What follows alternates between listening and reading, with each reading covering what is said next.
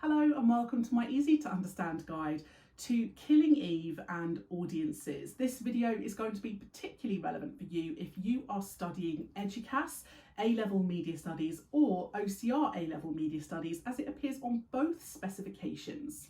Killing Eve is a very entertaining TV show.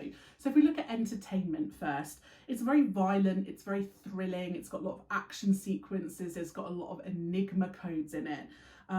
As well as this, it's got sex scenes, it's got relationships and romance, it's also got some dark humour as well. So all of these elements suggest that it targets quite an adult audiences who are kind of very into this kind of crime thriller spy genre. The TV show offers a huge variety in terms of escapist fantasies for audiences. The number of locations they go to, particularly within Europe. So for example, in the first episode, we see the kind of Tuscan villa. We see images around Britain as well, images in Eastern European countries. So lots of escapism, tourism, travel. It feels very exciting, and that offers an element of escapism for audiences. There's also images of like luxury parties, balls, lots of fancy dresses and things. So again, lots of escapism into kind of upper class fancy lifestyles. The TV show also offers opportunities for audiences to identify or relate to things within the show.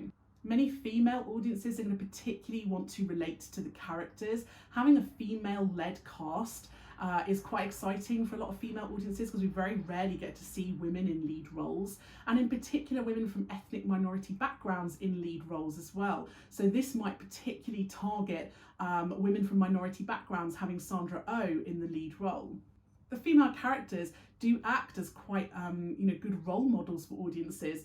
They're clever, they're brave, they're exciting, they're dramatic.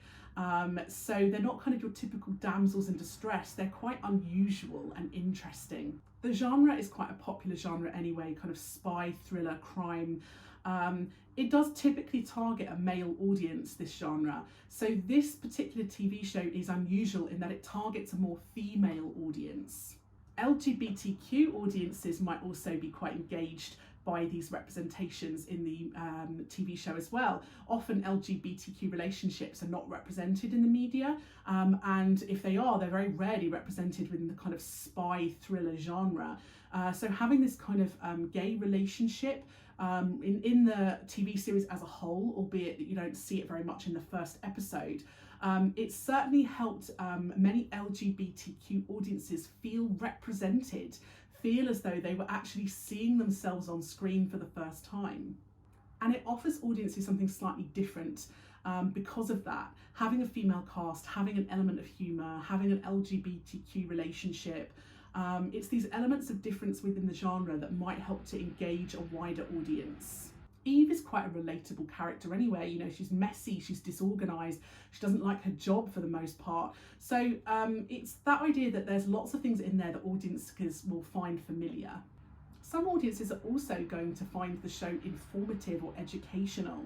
There's lots of information about the criminal justice system, about particular intelligence agencies within the UK. The involvement of BBC America in the production, as well as the casting of Sandra Oh, an American actress, will help to also engage a more global audience. Although she's an American actress and will certainly bring in a US audience, she is quite globally recognisable, as she's been in a number of globally successful TV programmes like Grey's Anatomy, as well as a number of films as well. The show also has some pre-sold audiences, people who have been engaged by the show before it's even released. So for example, those people who were fans of the book, the original book written by Luke Jennings. Perhaps they are fans of the BBC, and the BBC's involvement will bring the audience in terms of their reputation of quality branding and quality TV drama. The involvement of Phoebe Waller-Bridge in the writing of the show may also bring in fans of her previous work. And fans were particularly important for Killing Eve. Henry Jenkins talks about the importance of fandom, and in Killing Eve there is a very big fan culture. There's a lot of fan fiction, fan art, etc. online that you can find. Lots of audiences seem to enjoy interacting with the show, with the production crew, with the cast, and about the show online with each other.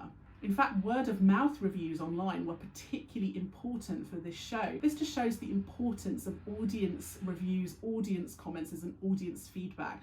Word of mouth was one of the reasons why so many people watched this show as a delayed reaction, so they caught up with it after the show had already been broadcast on TV. Originally, the show may have been thought of as being less mainstream, but once the show had proved its success, the BBC moved the TV show from BBC Three to BBC One, and that would have meant that it had a more mainstream primetime audience. Of course, now the show is also available on things like Netflix and Prime, as well as some other streaming sites, and that helps to make the audience broader and more global as well. Whilst the show is very successful with a lot of audiences, not every audience is going to take that preferred reading. Some audiences did take the negotiated or oppositional reading as well. For example, some audiences thought the show was too violent. Some audiences did not like the inclusion of a gay relationship and felt that the sex scenes and sexual relationship was unnecessary to the storyline. Other audiences may not like the fact that it does actually challenge some of those genre conventions of spy thrillers, and they perhaps were expecting a more traditional programme from within that genre. So that was my easy to understand guide to Killing Eve and audiences. Don't forget to check out my channel for more videos about Killing Eve and other set texts and theories. And if you have got a comment or a question, just leave a little comment below and I'll see what I can do.